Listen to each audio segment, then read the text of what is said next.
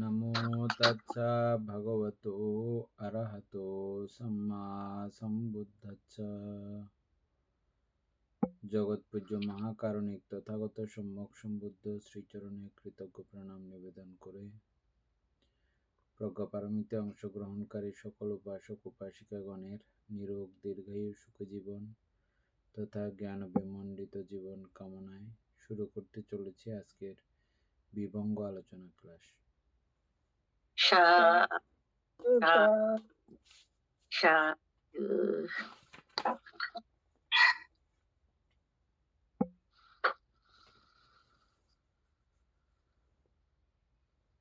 উপাসক আমাদের page number ছিল যে কত?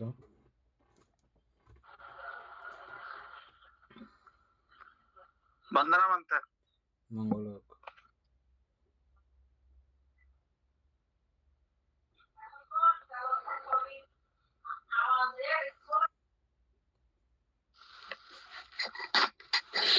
উপাসক আমাদের পেজ নাম্বার ছিল যে কত? 434 বানতে ঠিক আছে।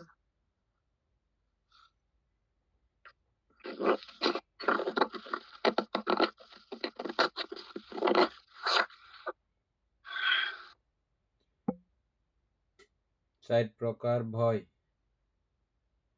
অপর 4 প্রকার ভয়। হ্যাঁ, শুরু করে।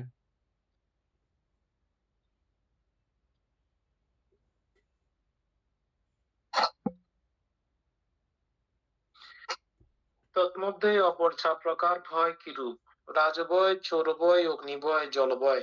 এগুলো হলো 4 প্রকার ভয়। এটা আমরা 3 প্রকারটা পড়ে আসলাম মনে হয়।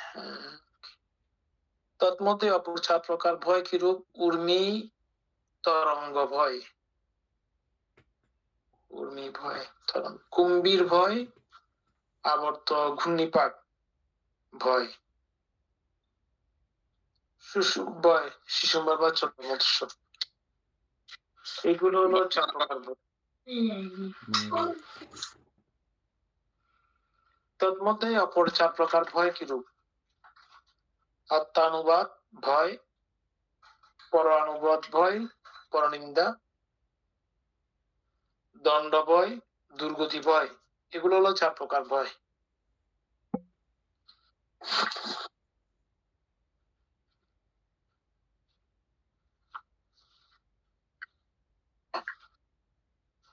কুম্ভীর ভয়টা কিরকম মানতে এখানে বলা হচ্ছে? কুম্ভীর ভয়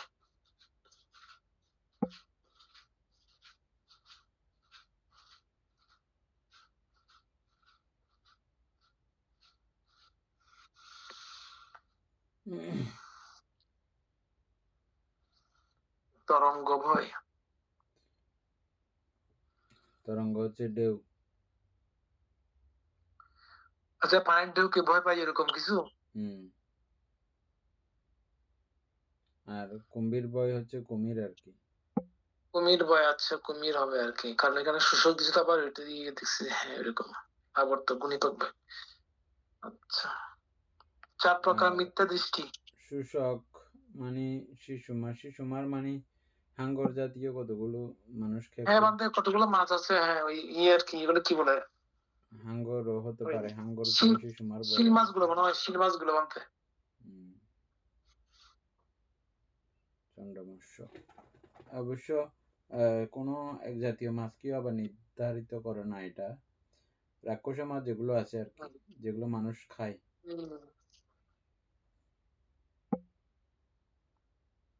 হাঙ্গর মাছও মানুষ খাইতে পারে, বড় বড় রকেট গুলো। হ্যাঁ,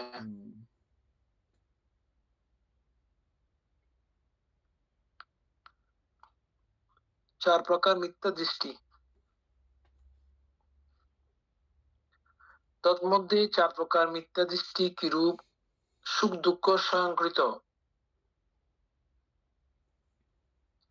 এভাবে সত্যরূপে ও দৃঢ়ভাবে মিথ্যা দৃষ্টি উৎপন্ন হয়।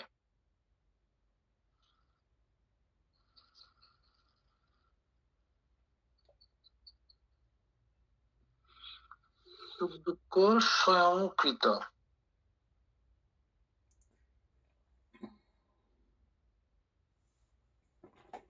এভাবে সত্যরূপে ও দৃঢ়ভাবে মিথ্যা দৃষ্টি উৎপন্ন হয়।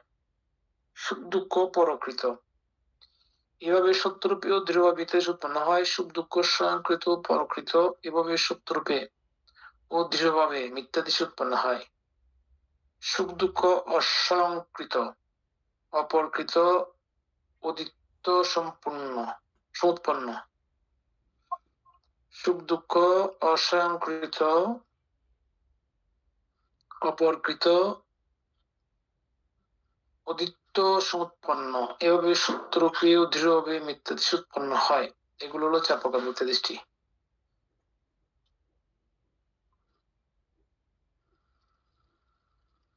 আচ্ছা, উপর থেকে ইয়ে করে আসি।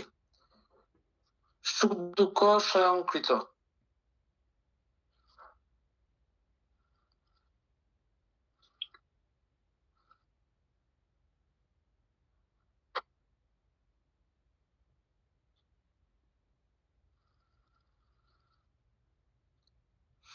বুঝলাম না আমাদের এটা। অর্থাৎ সুখ দুঃখ নিজে থেকে আপনা আপনি ভাবেই উৎপন্ন হয়, অটোমেটিক্যালি বুঝলাম। উৎপন্ন হয়। এটা অটোমেটিক উৎপন্ন হওয়ার কোনো ব্যাপার না। এটা যারা মনে করেন, কারণ কার্যকারণ হবে। যারা অত্যন্ত সত্যরূপে মন ধারণ করেন, দৃঢ়ভাবে মিথ্যা দৃষ্টি উৎপন্ন হয়, তারা মিথ্যা দৃষ্টি সম্পন্ন আর কি। আর সুখ দুঃখ পরকৃত মানে যে কেউ এটা সৃষ্টি করে দিচ্ছে, পরের দ্বারা এটা সৃষ্টি হচ্ছে।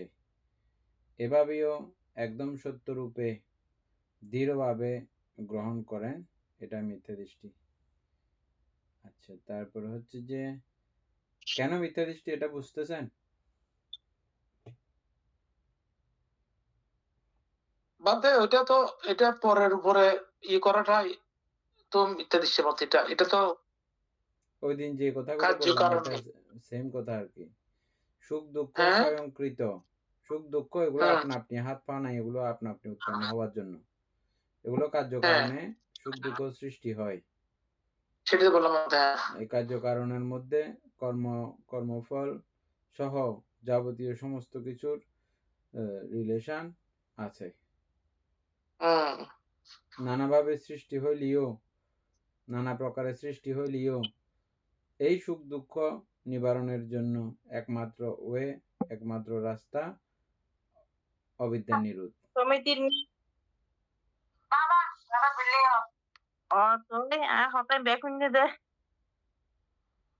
অবিদ্যার নিরোধে সমস্ত সুখ দুঃখের নিরোধ হয়। নিরোধ। হুম। তাহলে সত্য দৃষ্টি কোনটা? সত্য দৃষ্টি হচ্ছে যে কর্মফল সহ কার্যকারণে মানতে। হ্যাঁ। যাবতীয় কার্যকারণ সন্নিবেশনে এই সুখ দুঃখ উৎপত্তি। আর সব কথাগুলো মিথ্যা, মিথ্যা দৃষ্টি। মিথ্যা। পরকৃত বললেও মিথ্যা আচ্ছা, দৃষ্টি, ওদিক থেকে, হ্যাঁ, ওদিক থেকে স্বয়ংকৃত ঘুরে আসলে বললেও ওইটা মিথ্যা পরেরটা দৃষ্টি, মিথ্যা দৃষ্টি। তারপরে স্বয়ংকৃত পরকৃত দুটোটা বললেও মিথ্যা দৃষ্টি, তারপরে সুখ দুঃখ অস্বয়ংকৃত অপরকৃত অদিত্য সমুৎপন্নবাদ। অদিত্য সমুৎপন্নবাদ তো ভুলে গেলাম, আমাদের মানে এটাই ব্রহ্মজাল প্রশ্ন। সূত্রের মধ্যে ছিল। হ্যাঁ, অদিত্য সমুৎপন্ন বলতে অপরকৃত অদিত্য সমুৎপন্ন অপরের কারণে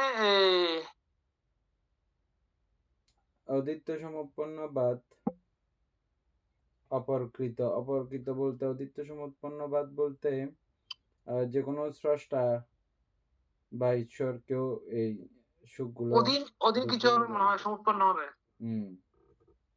এটা হচ্ছে, যাই হোক, এটা আবার পরে দেখে নিলেও হবে। যাই হোক, এটা মূল কথা হচ্ছে যে ওই সত্যটা জানলে মিথ্যা দৃষ্টি যত প্রকার হইব হোক না, অসুবিধা কি? সত্য। হ্যাঁ।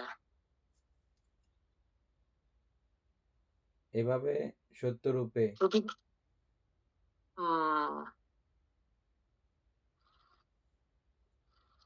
এইভাবে সত্যরূপে ও দৃঢ়ভাবে মিথ্যা দৃষ্টি উৎপন্ন হয়। এগুলো হলো 4 প্রকার মিথ্যা দৃষ্টি। চতুষ্ক সেখানে সমাপ্ত।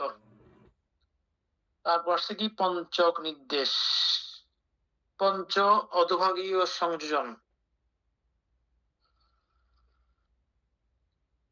তন্মধ্যে পঞ্চ অধোভাগীয় সংযোজন কিরূপ? সৎকায় দৃষ্টি, বিচিকিৎসা, শীলব্রত, পরামর্শ, কামচ্ছন্দ, ব্যাপাদ, এগুলো হলো পঞ্চ অধোভাগীয় সংযোজন।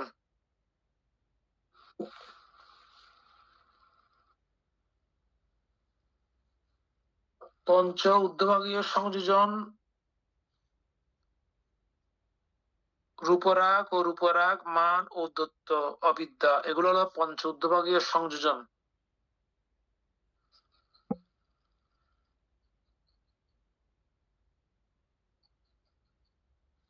এগুলার আলোচনা আর প্রয়োজন আছে মধ্যে?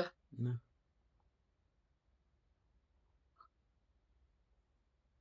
5 প্রকার মাৎসর্য। 5 মাৎসর্য, 5 প্রকার মাৎসর্য কিরূপ? আবাস মাৎসর্য, কুল মাৎসর্য, লাভ মাৎসর্য, বর্ণ মাৎসর্য, ধর্ম মাৎসর্য, এগুলো হলো পঞ্চম মাৎসর্য। আবাস মাৎসর্য, মাৎসর্যের মধ্যে কয়েকটা আছে না? 10 প্রকার আছে বোধহয় মাৎসর্য। এখানে 5 এই ক্ষেত্রে প্রকার 5টা বর্ণনার মধ্যে 5 প্রকার আসছে আর কি। মূলত মাৎসর্যটা কিরকম জানি? মাৎসর্য আপনার কাছে কোনো কিছু থাকলে এটা দিতে ইচ্ছা না করা, না দেওয়া, লুকাই রাখা, এই জাতীয় আর কি। আচ্ছা, মানে এটা হিংসা মূলক নয় না? কৃপণতা বলা চলে। কৃপণতা, হ্যাঁ আছে, কিন্তু দিতে চায় না, বিভিন্ন ধরনের অজুহাত দিয়ে ঘুরে যাওয়া এখান থেকে। হ্যাঁ, তাহলে আবাস মাৎসর্য মানে গড়ের এটা কিরকম হচ্ছে তাহলে? অর্থাৎ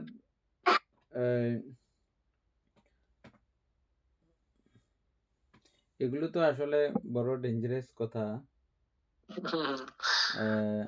অর্থাৎ নিজের আবাস নিয়েও আপনাদের বাড়িতে কেউ থাকতে চাচ্ছে, মানে এই কথার অনুপাতে মাৎসর্য যদি না থাকে আপনার থেকে, থাকো না, কোনো সমস্যা নাই, থাকো থাকো। আচ্ছা, বুঝছেন না? বিশেষ করে এটা আমাদের ভিক্ষুশীলের মধ্যে বিশেষ ভাবে আসে। ঘর তো আপনাদের ব্যক্তিগত থাকে। বিহারের মধ্যে এটা নিয়ে একবার আপনাদেরকে আমি গল্পও বলছিলাম। হ্যাঁ, বলছি। হ্যাঁ, ওইগুলো হচ্ছে যে মাৎসর্য।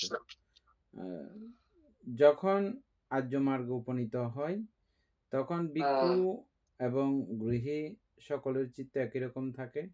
তখন ওনার ঘর আর মানে ভিক্ষুরা যেরকম অবাধে ভিক্ষু মানসিকতা থাকলে অন্যজনকে থাকতে বলতে পারে, সাংঘিক সম্পদ আমার যেরকম অধিকার আছে তোমারও অধিকার আছে, থাকো, এমন যেমন বলতে পারে।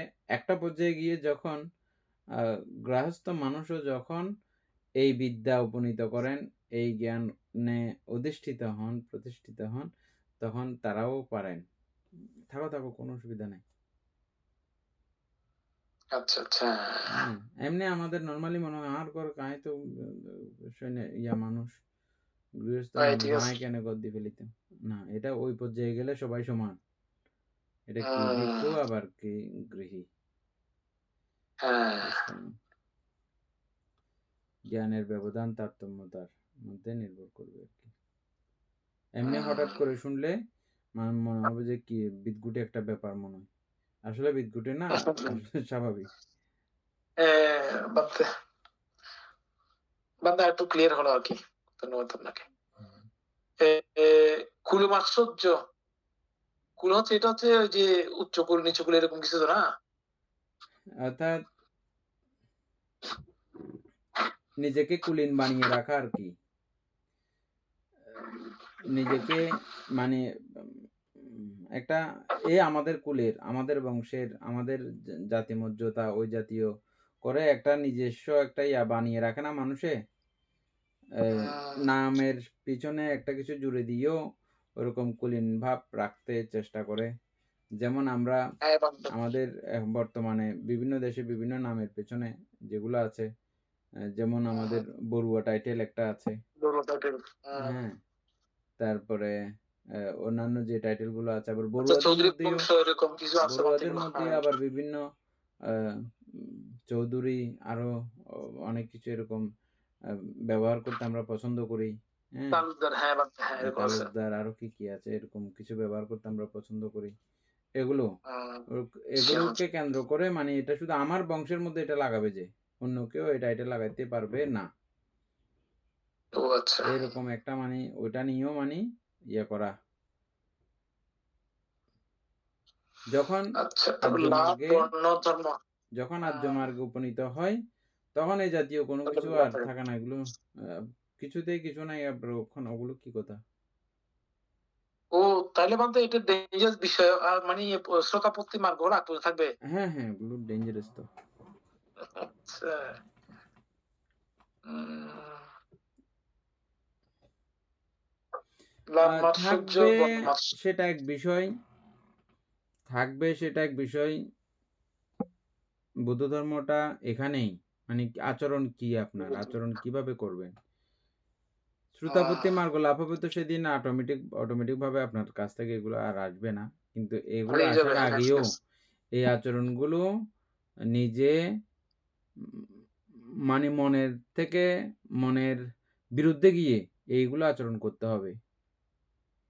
মন চাইবে যে হ্যাঁ। মাৎসর্য রাখার জন্য, আর আপনি ক্রমান্বয়ে চাইবেন যে এগুলো ত্যাগ করে মৎসর্যাহীন হওয়ার জন্যে।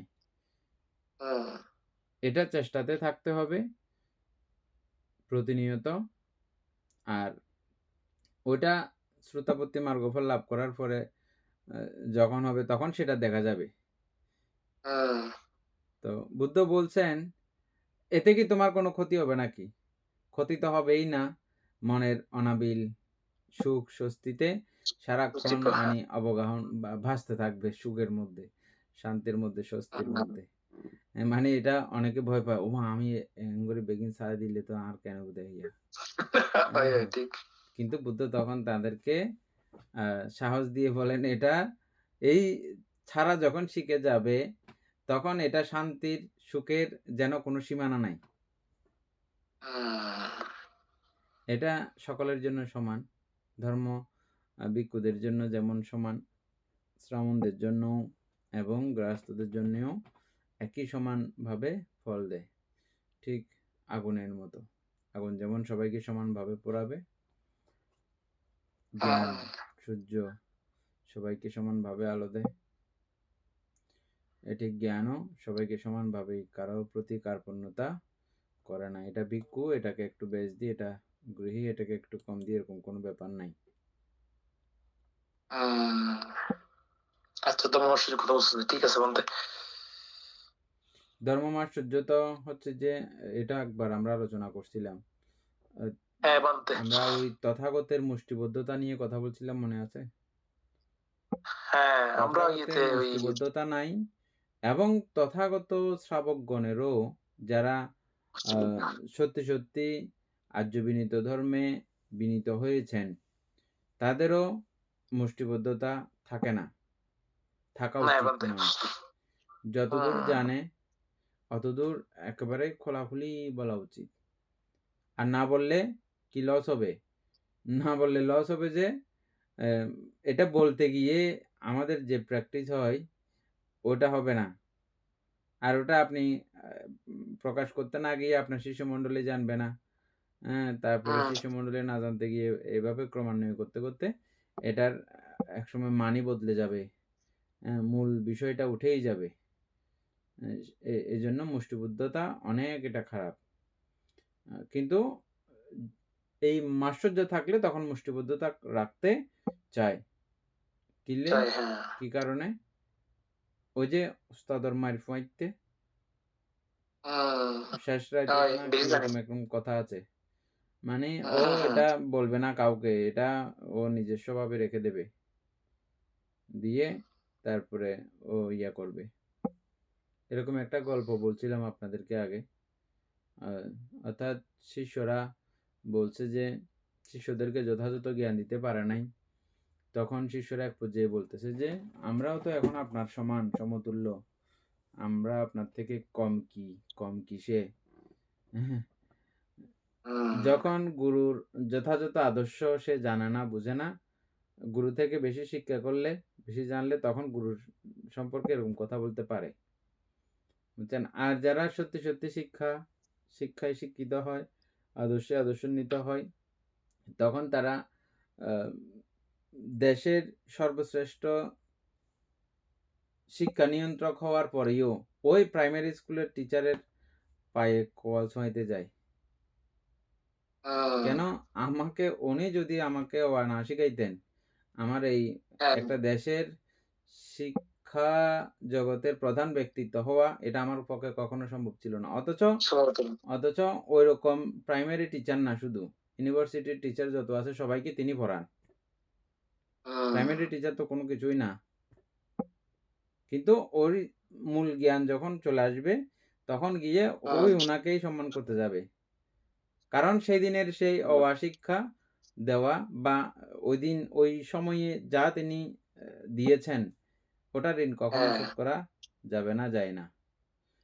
যায় না, হ্যাঁ, ঠিক সেভাবে গুরুরা যদি যথাযথভাবে শিষ্যকে ওরকম শিক্ষা দিতে না পারে, তখন শিষ্যদের মনে এরকম ধারণাও আসতে পারে যে আমরাও এখন গুরুর মতো সমান সমান হই, জানি, কোনো অংশ কম জানি না। কম যায়, হ্যাঁ, এভাবে একদল শিষ্য করেছিল গুরুর সঙ্গে। তখন গুরু ওই বলছে, আহ, এই কাল কাল সবাইকে খায়, ভক্ষণ করে, সব কিছুকেই ভক্ষণ করে, সর্বগ্রাসী এই কালকে কে ভক্ষণ করে? কে খেতে পারে, কে ভক্ষণ করে, কে ভক্ষণ করে? হ্যাঁ, এরকম একটা গল্প আছে আমাদের বৌদ্ধ শাস্ত্রে। হুম, হুম। অর্থাৎ গুরুর সঙ্গে কেউ ইয়ে না করার জন্য আর কি। গল্পগুলো মানে কারণে কারণে লেখা আছে এগুলো। আহ, এরকম আচ্ছা, করেছে নিশ্চয়ই অতীতে। হ্যাঁ, হ্যাঁ, শিষ্যরা গুরুর সঙ্গে এরকম আচরণ করেছে নিশ্চয়, সেজন্য। তখন আর এরা উত্তর দিতে পারতেছে না শিষ্যরা। তখন শিষ্যদের এই যে ধারণা ছিল আমরা গুরুর মতো সমান সমান জেনে গেছি, এখনো তো কিছুই আমরা জানতে পারি নাই, কিছুই আমরা বুঝতে পারি নাই এখনো। এটা যদি আছে তার মানে আরো বহুত কথা আছে। এটা মুষ্টিবদ্ধতা, ওটা উনি কখনো ওনাদেরকে শিষ্যদেরকে বলে নাই। ওনার ধারণা ছিল যে এরা হুম, এরকম হয়তো একদিন বলতে পারে, তখন এটা দিয়ে উনি বললেন। তখন সবাই এসে ক্ষমা চাইলো গুরুর কাছে, এই আর কি। আপনারা তো জানেন এমনি কালভোগ কি, কে আছে, এই কালকে কে ভক্ষণ করে, এটা তো জানেন আপনারা। আপনি বলছিলেন মধ্যে কি একটা ভুলে গেছি আমি। এ- অর্থাৎ এই আর্য মার্গ অরহত হইলে, নির্বাণ লাভ করে ফেললে, তখন আর সময়ের কে ব্যাপার আর নেই। সমান সমান হয়ে যাবে। সময় আর ব্যাপার নেই। তো ওই সমস্ত কালকে এই নির্বাণ মার্গ ভক্ষণ করে ফেলবে।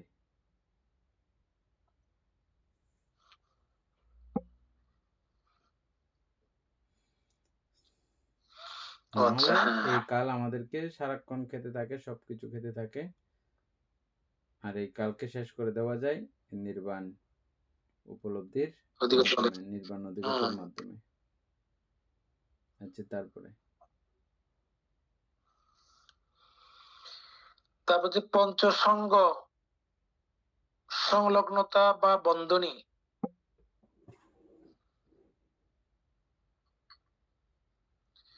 তন্মধ্যে পঞ্চসঙ্গ কিরূপ? রাগসঙ্গ, দেশসঙ্গ, মোহসঙ্গ, মান সঙ্গ, দৃষ্টি সঙ্গ, এগুলো হলো পঞ্চসঙ্গ।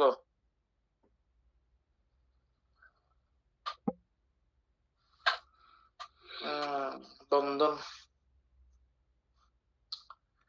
এগুলো তো আলোচনার প্রয়োজন আছে না, তো নাই, আমরা আলোচনা করছি লোভ লোভের বন্ধন, দেশের বন্ধন, মোহের বন্ধন, মানের বন্ধন, দৃষ্টি বন্ধন। এগুলো আর কি। বন্ধনী দিয়েছে, কিন্তু সঙ্গ জিনিসটা হচ্ছে যে আমাদের যখন রাগ উৎপন্ন হয়, লোভ উৎপন্ন হয়, লোভকে নানাভাবে সঙ্গ দেওয়া, তার সঙ্গে বন্ধুত্ব হ্যাঁ করা, বাদে, এটাই মানে বন্ধনী। ওই সময় যেগুলো উৎপন্ন হবে হ্যাঁ, মানে সহজাত। তাকে সাহস দেওয়া, সাপোর্ট দেওয়া, বন্ধুত্ব করা আর কি। আমরা বন্ধুকে হুম। ইয়া দিই না, বিপদে পড়লে সাহস সহায়তা দিই না, ওরকম আর হ্যাঁ। কি। এখনো ঠিক রাগকে, এই রাগের সঙ্গে বন্ধুত্ব করা, হুম। সংলগ্নতা, রাগের সঙ্গে পান্তা মিলে এখানে থাকা। দৃষ্টি সঙ্গটা কিভাবে বুঝবো, কোনটা বুঝবো? দৃষ্টিসঙ্গ হচ্ছে যে মিথ্যা দৃষ্টি উৎপন্ন হইলে ওই মিথ্যা দৃষ্টির সঙ্গে বন্ধুত্ব করা। মিথ্যা দৃষ্টি কাকে বলে? এক কথায় বলে। এক কথায় যেটা সম্যক দৃষ্টি নয়। সম্যক দৃষ্টি কাকে বলে এক কথায় বলে?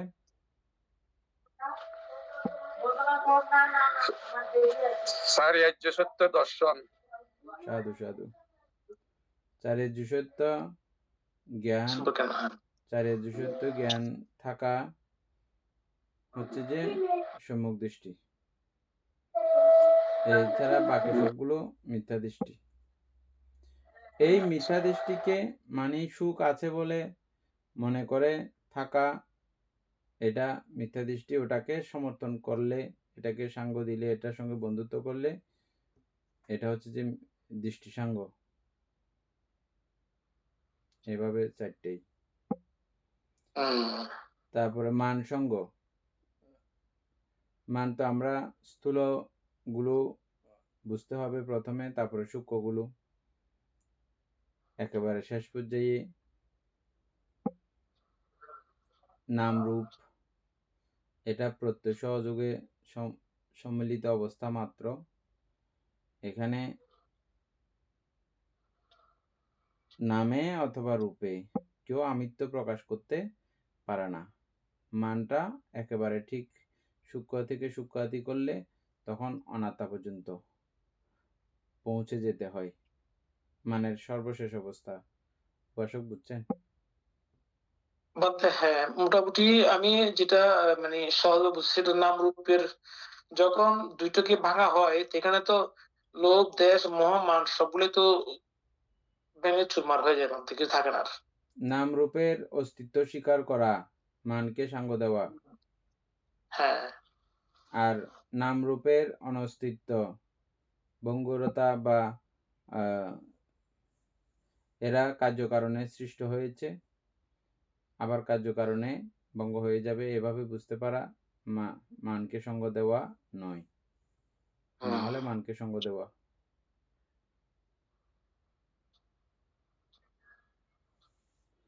আর মোহ বললে তো একদম সবিস্তারে। হ্যাঁ। আর হিংসা বললে হিংসাকে সাপোর্ট, সমর্থন দেওয়া। হিংসা উঠেছে, আরো আমি কি দিলাম এখানে, কতগুলো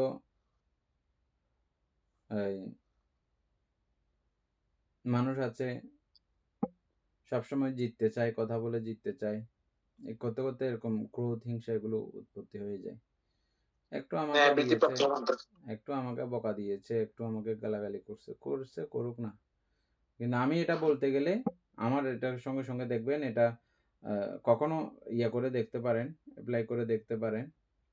আপনাকে কেউ কিছু বলেছে, প্রতিবাদ না করে এটা চুপচাপ থাকবেন, সেখানে সমস্যা কম। হ্যাঁ, খারাপ লাগবে আপনার, আপনি যেহেতু সাধারণ মানুষ, লোভ দেশ মোহের অধীন, খারাপ লাগবে। তবে এই খারাপটা সীমিত। যখন তার সঙ্গে প্রতিবাদ করতে করতে জিততে জিততে যাবেন, এটা অন্যদিকে অন্যভাবে মন নেবে। এবং সমস্যাটা ওখানে ছিল যে একটু দূর, যখন এটা আপনি জিততে গিয়ে বা পরাজিত করতে গিয়ে করবেন, দুঃখটা বিশাল বড় আকারে আসবে।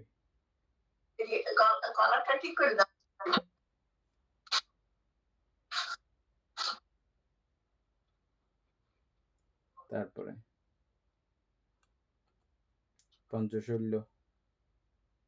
পঞ্চশৈল্য বান, ব আকার মূর্ধন্য ন।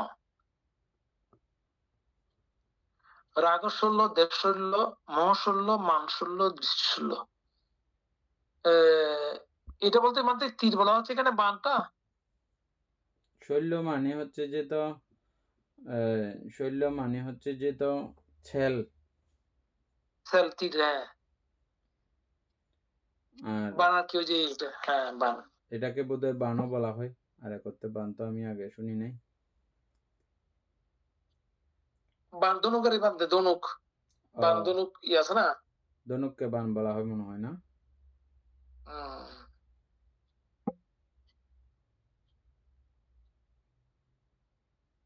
তার মানে ওইটাকে রাগে মানে যখন লোভের সাথে তুলনা করতেছে আর কি। লোভ, লোভশৈল্য, দেশশৈল্য, মোহশৈল্য, মানশৈল্য, দৃষ্টিশৈল্য, এগুলো হলো পঞ্চশৈল্য। ওই যে আমরা আগে যেটা পড়ছি ওইটার মতো অনেকটা। এটা মানে শেল সদৃশ্য। ওটা শেল শেল সদৃশ্য, যেরকম হ্যাঁ। মানুষের শরীরে বিদ্ধ হইলে পরাণ টানে, মরে যায়, এটাও ঠিক একই রকম। রাগটাও মানুষের প্রাণ ছিন্ন করতে পারে, মেরে ফেলতে পারে, এবং শেল তুল্য দুঃখ দিতেও পারে। সবগুলো এরকম মান মিথ্যা দৃষ্টি। ছয় পঞ্চ চেতঙ্কিল, তন্মধ্যে পঞ্চ চেতঙ্কিল কিরূপ? চেতঙ্কিল, চেতস্কিল, চেতস্কিল, হ্যাঁ। ও আচ্ছা, মহামুদ্দিনের 6 খ, হ্যাঁ। পঞ্চ চেতস্কিল, শাস্তার প্রতি সন্দিগ্ধ হয়, সন্দেহ পোষণ করে, সুনিশ্চিত হয় না, স্পষ্ট ধারণা লাভ করে না, অর্থাৎ বিশ্বস্ত হয় না বা সম্প্রসাদ উৎপন্ন হয় না। শাস্ত্রের প্রতি সন্দিগ্ধ হয়, সন্দেহ পোষণ করে, কিন্তু সুনিশ্চিত হয় না, স্পষ্ট ধারণাও লাভ করে না।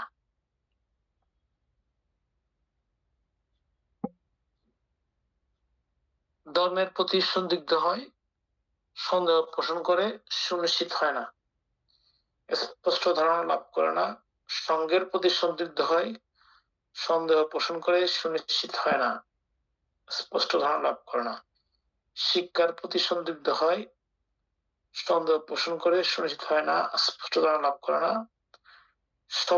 সব ব্রহ্মচারীর প্রতি কুপিত, অসন্তোষ পরায়ণ, অপ্রফুল্ল, আহত চিত্ত, ক্ষীর ভাবাপন্ন হয়। এগুলো হলো পঞ্চ চেতস্কিল।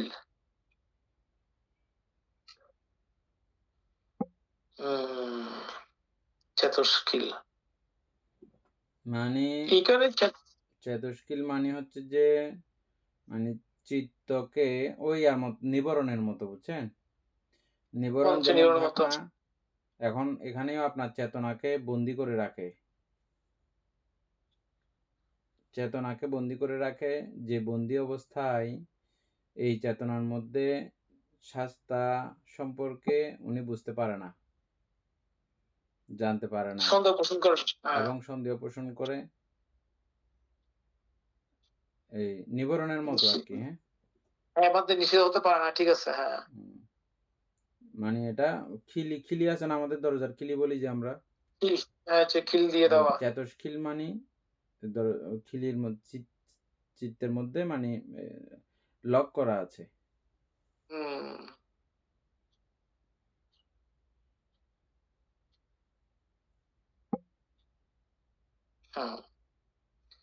আচ্ছা, একইভাবে ধর্মের প্রতি, সঙ্গের প্রতি, শিক্ষার প্রতি,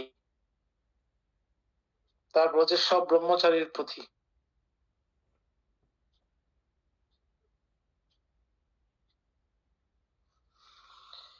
এখানে তার কারো প্রশ্ন নাই আশা করি। তারপর হচ্ছে চিত্তের পঞ্চ বিনিবন্ধ, চিত্তের পঞ্চ বিনিবন্ধ কিরূপ? কামে অবিতরা, অবিগত ছন্দ, অবিগত প্রেম, অভিগত পিপাস, অভিগত পরিদাহ ও অভিত তৃষ্ণা হয়।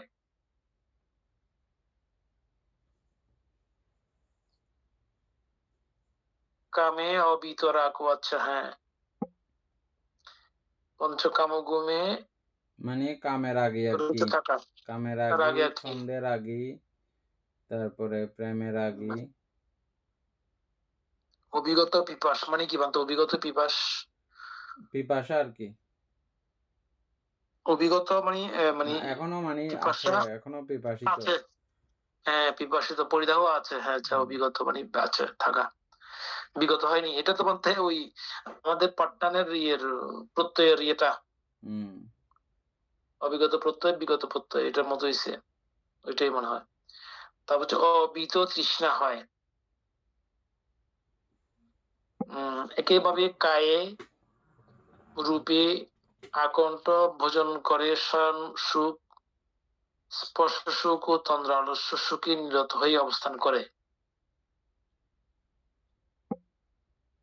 আকণ্ঠ ভোজন করে শয়ন সুখ, স্পর্শ সুখ ও তন্দ্রালস্য সুখে নিরত হয়ে অবস্থান করে।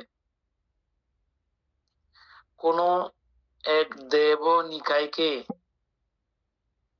লক্ষ্য করি প্রকাশশীল ব্রত তপ অথবা ব্রহ্মচর্যের দ্বারা উচ্চ দেবতা হব বা অন্য প্রকার দেবতা হব, এগুলো হলো চিত্তের পঞ্চ বিনিবদ্ধ। ও আচ্ছা, এটা কিসের সাথে হলো? আগেরটা পঞ্চ নিবরণ, আর এটা হচ্ছে বলতে কি শীল,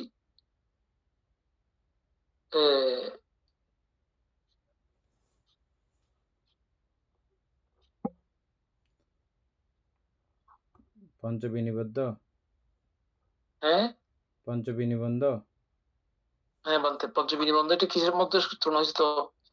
শীল মানে ইয়ে করা আর কি, মাত করে করে দেবতা হবে এরকম ইয়ে করা আর কি। এটা শিলব্রত পরামর্শ, শিলব্রত অনেকটা এরকম না বলতে? পরামর্শ। এরকম আর কি একটা।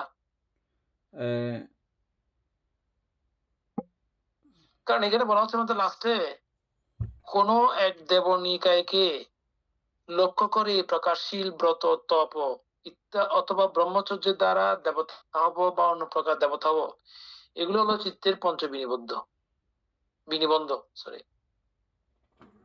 এই জন্য বুঝতে পারতাম এটা। এটা একটা শুধু, ওগুলো আলাদা আলাদা। কামে অবিতরাগ সহ, কায়ে অবিতরাগ রূপীয় বিতরাগ দিয়ে তারপরে কি করা হচ্ছে? রূপীয় বিতরাগ সুখ তন্দ্রালস্য সুখে নিরত অবস্থান করে কোনো এক দেবনিকায়ে তন্দ্রালস্য সুখে নিরত হয়ে অবস্থান করে কোনো এক দেবনিকায়কে লক্ষ্য করে ওই প্রকারশীল ব্রত তপ ব্রহ্মচর্য দ্বারা উচ্চ দেবতা হব বা অন্য প্রকারের দেবতা হব, এগুলো হলো চিত্তের পঞ্চ বিনিবদ্ধ। ওটার সঙ্গে ওগুলো আলাদা, বুঝছেন? তার নিচের লাইনটাতে বলা হচ্ছে যে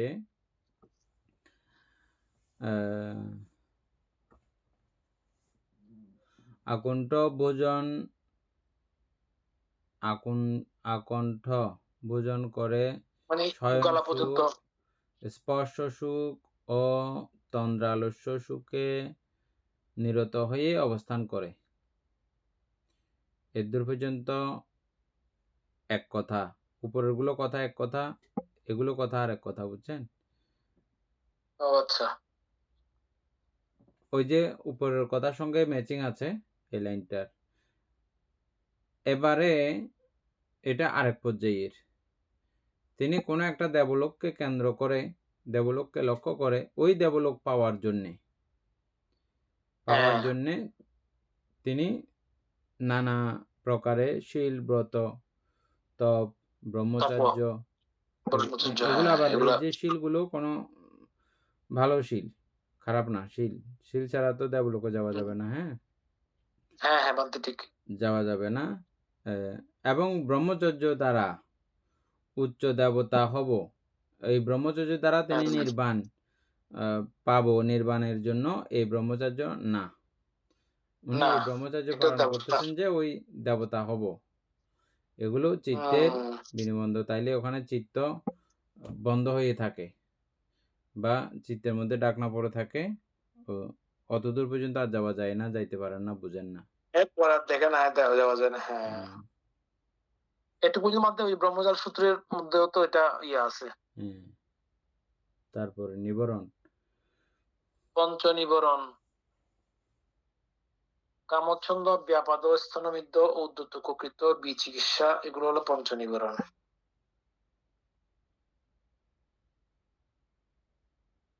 আচ্ছা, এগুলো তো অনেকবার আলোচনা হয়েছে।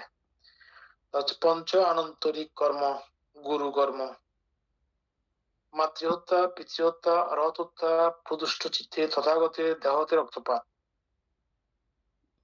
সঙ্গভেদ, এগুলো হলো পঞ্চ আনন্তরিক কর্ম। প্রদুষ্ট চিত্তে কথাটা কেন লাগানো হয়েছে জানেন? বলতে তথাগতের দেহ থেকে রক্তপাত করতে গেলে তো প্রদুষ্ট চিত্ত লাগবেই। না, তো প্রদুষ্ট যখন চিত্ত ছাড়াও রক্তপাত করা যায়।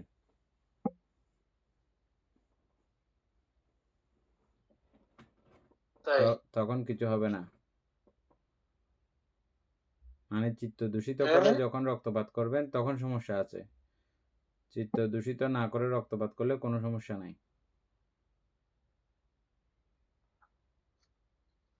বুঝছেন ও এখন? আচ্ছা, যেমন জীবক বুদ্ধের পা থেকে কেটে সেলাই করে তোমার অনুমতি ক্রমে। অনুমতিক্রমে, এবং ওনার প্রদুষ্ট হ্যাঁ, চিত্ত ছিল না, ওনার ছিল প্রসন্ন না চিত্ত। তখন তো প্রদুষ্ট থাকবে না। হ্যাঁ সেটা ঠিক আছে বলতে। এই হ্যাঁ, এই জন্য হচ্ছে ও এই আচ্ছা, এই হ্যাঁ কথাটা এই জন্য উল্লেখ করা হয়েছে, প্রদুষ্ট চিত্ত। প্রদুষ্ট চিত্ত, হ্যাঁ।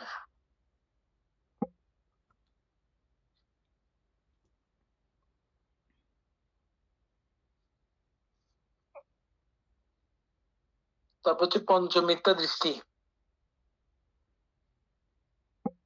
তন্মধ্যে পঞ্চ মিথ্যা দৃষ্টি কি রূপ? জগতে কেহ কেহ আত্মাকে মৃত্যুর পর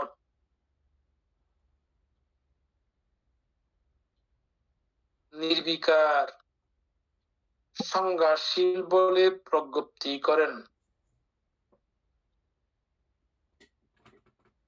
ও আত্মাকে মৃত্যুর পর। আচ্ছা, জগতে কেহ কেহ আত্মাকে মৃত্যুর পর নির্বিকার অসঙ্গ বলে প্রজ্ঞপ্তি করেন।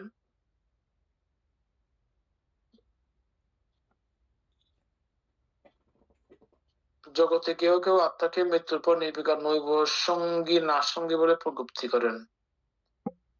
বিদ্যমান সত্যের উচ্ছেদ বিনাশ ও বিভব প্রজ্ঞপ্তি করেন। বিদ্যমান সত্যে দৃষ্টধর্মে পরম নির্বাণ প্রাপ্তি প্রজ্ঞপ্তি করেন। এগুলো হলো পঞ্চমিথ্যা দৃষ্টি। ও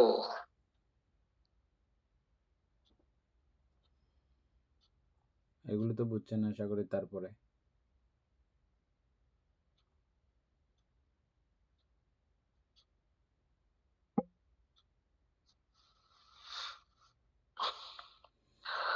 তারপর যে পঞ্চ বৈর নীতি বিগর্হিত কার্য, বিগর্হিত কার্য, পঞ্চবৈর।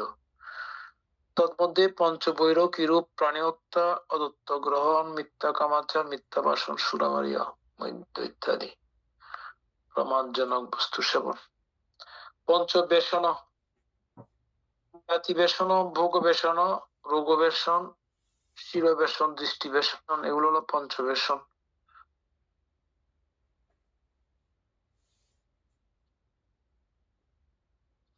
বেশন মানে ইয়ানা বলতে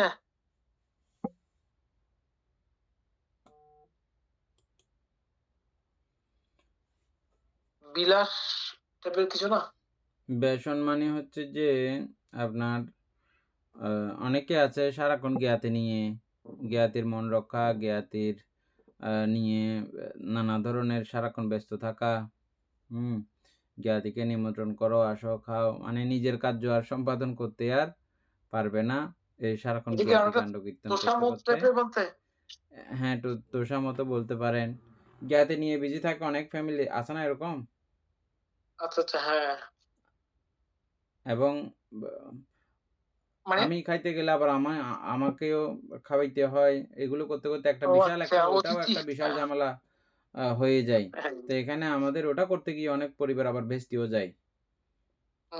কারণ হুম, মানুষ আসে খাইতে, আবার আমি তাদেরকে না খাওয়াইলে কেমনে? খাইতে যাইতেও একটা আচ্ছা। সমস্যা, আবার খাওয়াইতেও আরেকটা খাওয়া দিয়ে সমস্যা। এটা করতে, সমস্যা। করতে আমাকে অনেক সময় অনেক পরিবারকে এই বিষয়টা মেইনটেইন করতে গিয়ে ধার দেনা, লেনদেন এগুলো হয়ে যায় এবং পরবর্তীতে গিয়ে ওই ধার দেনাকে সমাধান করতে ওর অনেক সময় পথে বসে যেতে হয় অথবা চুরি ডাকাতির আশ্রয় নিতে হয় নানাভাবে। ছলচাতুরি সহ অন্যান্য কিছুর আশ্রয় নিতে হয়। এগুলো খুব সুন্দর, সুন্দর ব্যাখ্যা আছে। ও আচ্ছা। মানে বুদ্ধ যে অনেকে বলেন বুদ্ধ শুধু নির্বাণের ব্যাপারটাই দেখে। নির্বাণের ব্যাপার ঠিক আছে। আ যার, যার পরিবার নিয়ে একটা সাবলীলভাবে সুখে শান্তিতে সিম্পল জীবনযাপন কিভাবে করতে পারে। এত বেশি আলালায়িতও না, আবার এত বেশি হুম, ইয়েও না। ২ এর মধ্যখানে মিডল কাকে বলে? মিডল মধ্য ক্লাস, কাকে হ্যাঁ, বলে? হ্যাঁ? মধ্যম। এই বিষয়গুলো ইয়ে করেছেন।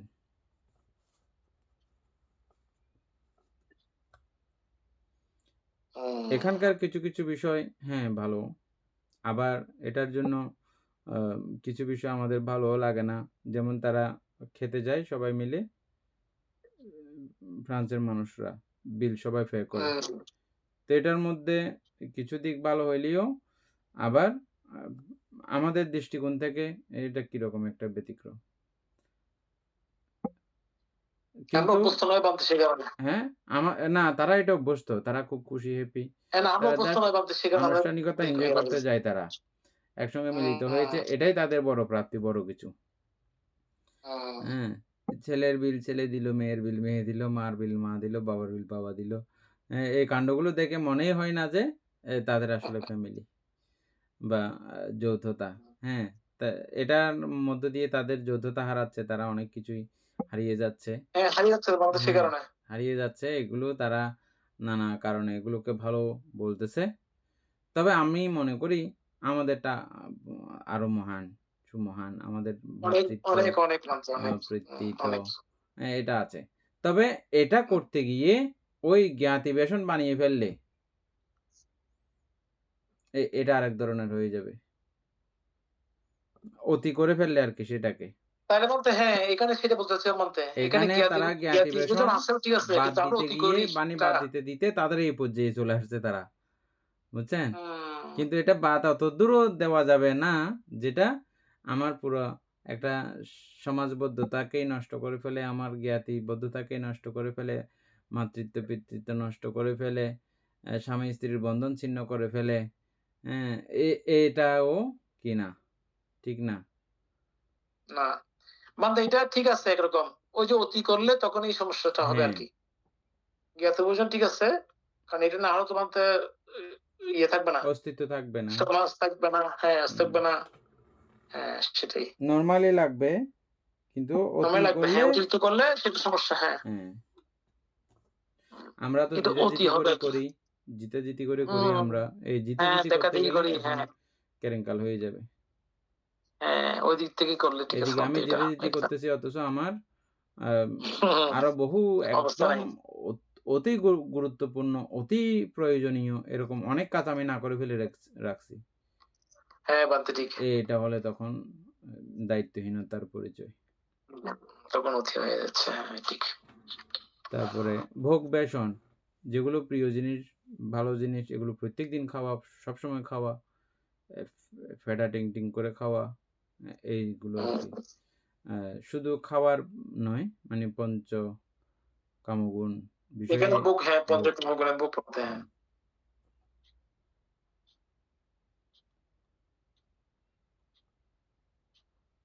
তারপর রোগবেশন। এটা কিরকম হবে তাহলে রোগবেশন? আ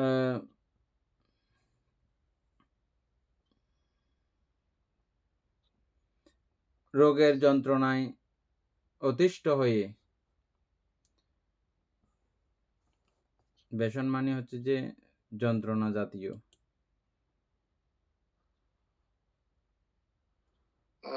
এবং এর বিভৎসতা আর কি। আচ্ছা, একটু করে ইয়াতে দেখেন তো, ব্যসন তো মনে হয় গন্ডগোল হয়ে গেছে আমরা এতক্ষণ যেভাবে বলতেছি। ব্যসন মানে ব্যাপকতা, বিষণ্ণতা, এর মানে ইয়ে করতে গিয়ে এটার কষ্টটা শুরু হওয়া আর কি। ব্যসন মানে এটার ভালো সাইড গিয়ে এবার খারাপ সাইড চলে আসা, এই জাতীয়। একটা করে দেখেন।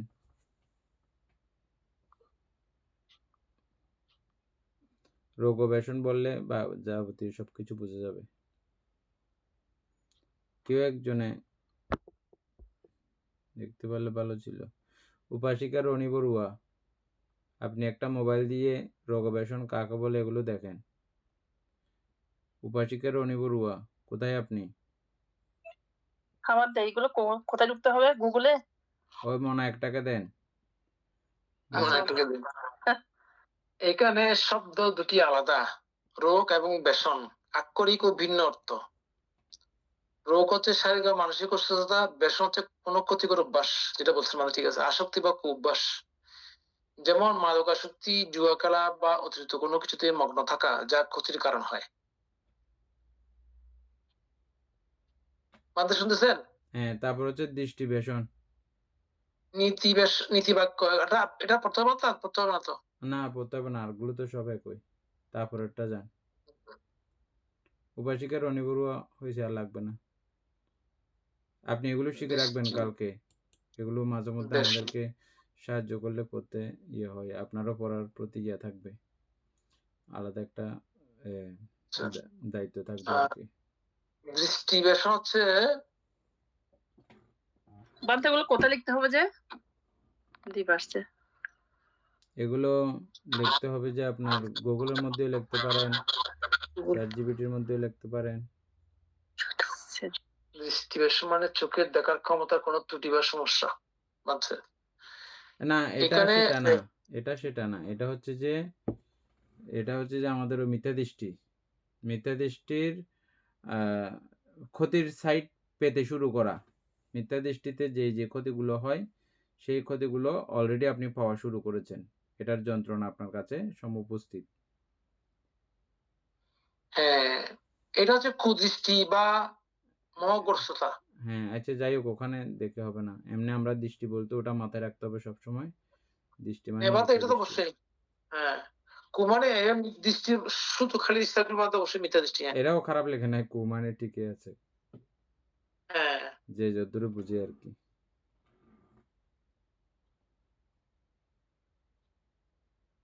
আচ্ছা, তারপর হচ্ছে পঞ্চ অক্ষান্তিজনিত আদিনব উপদ্রব, অসহিষ্ণুতার। পঞ্চ অক্ষান্তিজনিত, অক্ষান্তি মানে অসহিষ্ণুতার মানে আদিনব খান্তি, উপদ্রব। খান্তি মানে ক্ষমা করে দেওয়া, মেনে নেওয়া, শান্ত করে থাকা, সহিষ্ণুতা, হ্যাঁ। বিশেষ প্রয়োজন না হলে প্রতিবাদ না করা, আর যদি সম্ভব হয় এটা প্রতিবাদ না করে অন্যত্র চলে যাওয়া। উপায় যখন থাকে না তখন আর আলাদা বিষয়। স্থান কাল পাত্র বিচার তথা বিভাজ্য বিবেচনায় করে চলতে হবে। তো মানে খান্তিটা এরকম, বুদ্ধের খান্তিটা বলে দিলাম আর কি, মানে খান্তি সবসময় খান্তি মাইর খাও ওটা না।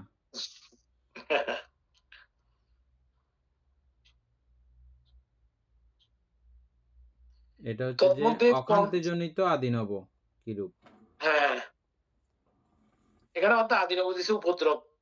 আদিনব মানে সমস্যা, উপদ্রব, যন্ত্রণা। কিন্তু আদিনব বলতে আমরা তো মানে আদিনব, এটা কি বলা হয়? আমরা কামের আদিনব পড়ছিলাম আগে, মনে আছে? কামের আদিনব, আমাদেরকে এভাবেই উদাহরণ দেন বুদ্ধ,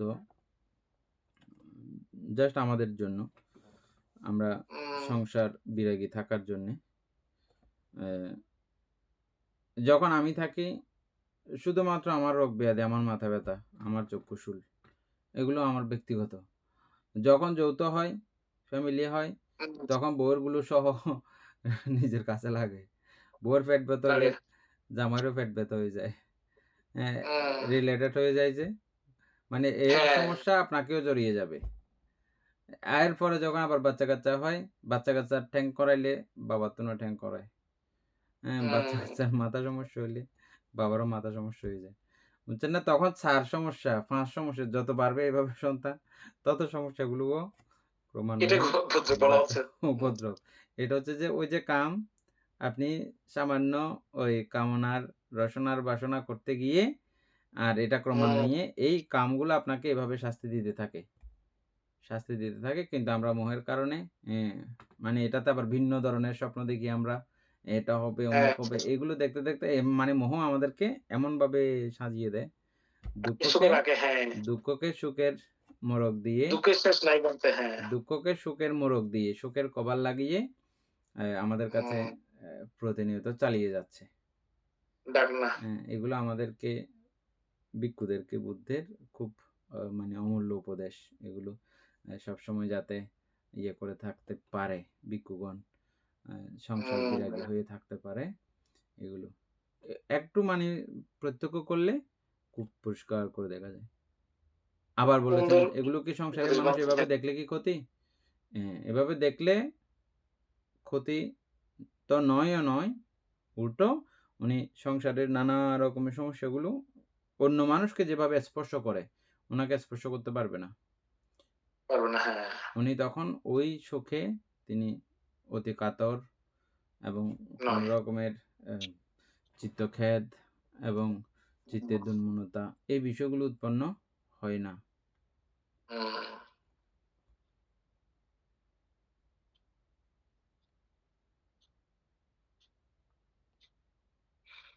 কারণ সবকিছু জায়গায় থাকবে। আমার বাবা এত কিছু করে গেছেন, আমার বাবা কি কোনো কিছু নিয়ে যেতে পারছেন? ওনার তাহলে উনি চলে গেছেন, যাওয়ার সময় দেহটাও ফেলে রেখে চলে গেছেন। এগুলো হঠাৎ করে মনে আসে গেলে সমস্ত অশান্তিগুলো, উপদ্রবগুলো যেন কোথাও উধাও হয়ে যাবে হঠাৎ করে, মুহূর্তের মধ্যে এই সমস্ত কিছু ভেবে ফেললে হয়ে যায়। বিশাল অর্থহানি, ওটা সেটা হয়ে গেছে, সঙ্গে সঙ্গে এটা যখন আপনি ভাবনায় আনবেন, চিন্তা আনবেন, আরে এগুলো তো আমি কোনো কিছুই নিয়ে যেতে পারবো না, তাইলে এত দুঃখ, এত কষ্ট, এত যন্ত্রণা কিসের? যতই যা করি না কেন, খেতে পারবেন বরাবর এক পেট বরাবর, এর থেকে বেশি কখনো খাইতে পারি নাই, আমরা পারবো না। যতই বিশাল প্রাচুর্য থাক না কেন, ঘুমাইতে পারবেন 1 ফিট বরাবর, 1 ফিটের উপরে কোনো রকমেও ঘুমানো যাবে না, সম্ভব না। আপনার ফিট তো একটাই আছে যে।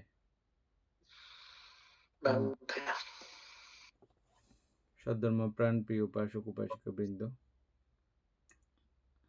এতক্ষণ যাবৎ আমরা বিভঙ্গ আলোচনা করেছি, এতে আমাদের অপ্রমেয় পুণ্য সাধিত হয়েছে।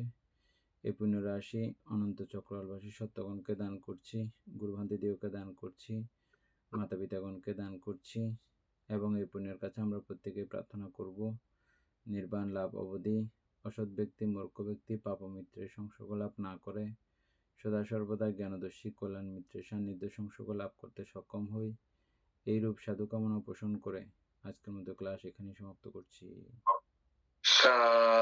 সাধু